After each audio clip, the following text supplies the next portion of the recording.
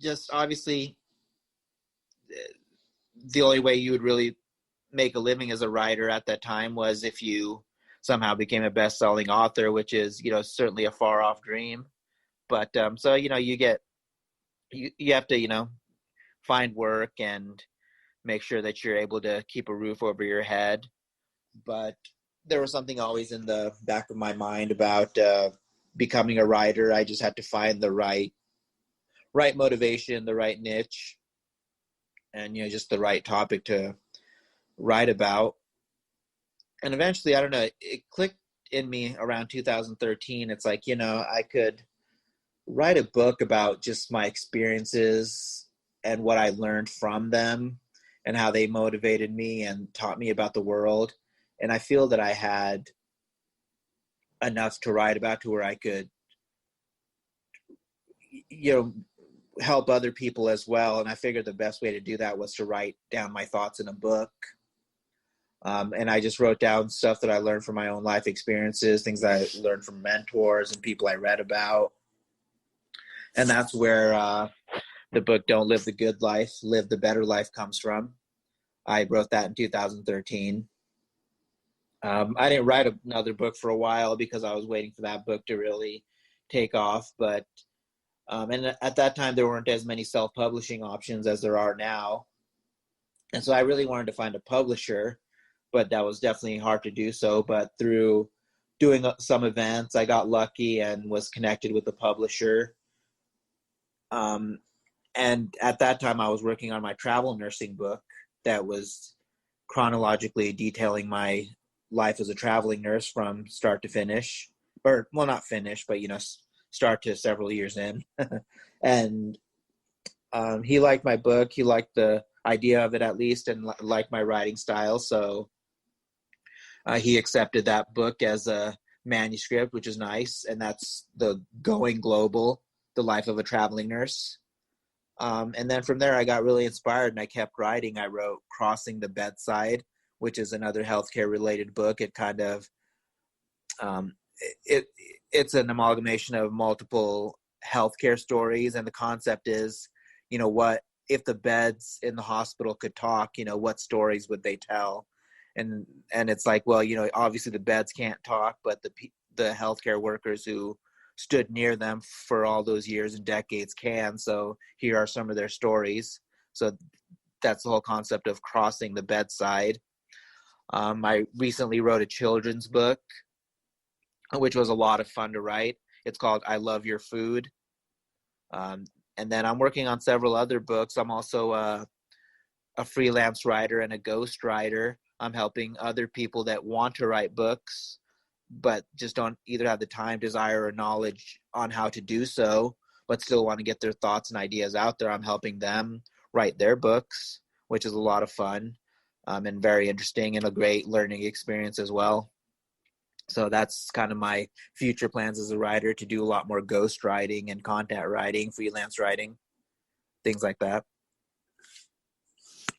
Having interacted with so many people in your profession, I mean, you've probably, besides the fact that you've traveled a lot, just being in one spot and being able to have had a cross-section of society basically that you've helped treat. I mean, how's that for you to be able to, gain some of their experiences, some of their stories, and interact with different people, and to get to know humanity a lot? Oh, yeah. It's interesting you mentioned that, because I'd say the biggest thing working with so many different people and in the particular profession that I do, it just gives you perspective. We all have a tendency to, wake up or live throughout our day going, man, I can't believe this is happening. It's like, oh my gosh, I'm so overwhelmed, or I've got this to do or that to do. It's like, oh, I have this problem and that problem. I'm not implying that our problems personally aren't real to us. They definitely are. And everybody has a right to, feel something about them, including me, including you, including anyone else. But just working in the hospital and seeing what people are going through during some of the most vulnerable times in their lives, it kind of helps put things into perspective. Like, okay, what I'm about to, this person is in the hospital, especially now, this person's in the hospital fighting for their life. their family can't see them. They're worried about their medical bills and all of that. And, they're worried about how they're going to take care of their lives going forward. So it's not, the stuff I have to deal with later in the day doesn't seem like as big of a deal. And it's just definitely a lot of perspective in that regard. It's definitely a blessing. And it's also a blessing, I'll say, to be able to take care of people in their most vulnerable states. That's definitely given me a lot of motivation to do the work that I do. And one of the reasons I try to stay so busy is that there's so many people in the world that would kill to be in my position and be able to have the opportunities I have. And I feel that I owe it to them and to me to take as much advantage of that as I can, if that makes sense. It does, and it's great to be able to see that. A lot of people are right now, realizing how important nurses are in terms of their health care, and how much they go through in terms of taking care of people. So it's great to be able to see that recognition as well. I want to mention ankitshukla.org is where you guys can check out a little bit more about Ankit, and there are also links to his books there as well. Are you on social media at all? Yeah, I'm on social media, and you can actually, through my website at ankitshukla.org, you can actually get connected to my social media accounts. I'm on Facebook, Instagram, and Twitter, for sure.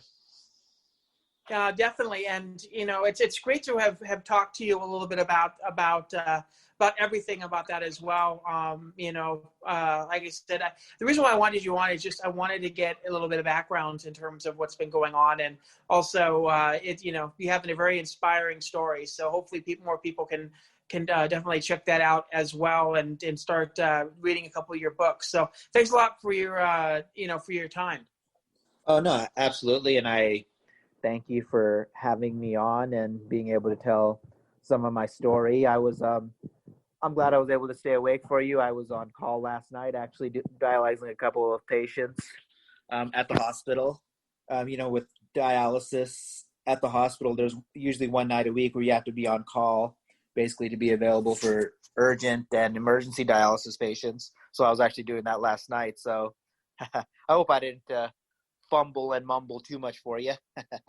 No, no, it's great. And, that's one of those things about being a nurse too, is that, sometimes you have to be on call, or, be ready for anything. So, again, something that, a lot of people get to cut to appreciate. But thanks a lot again for joining us, and taking some time out.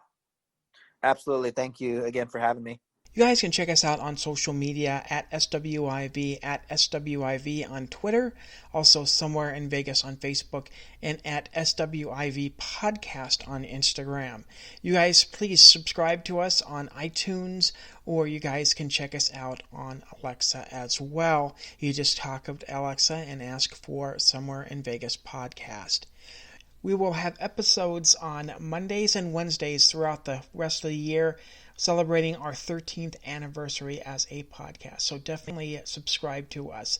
Thanks a lot for joining us. We'll be back next week here on Somewhere in Vegas.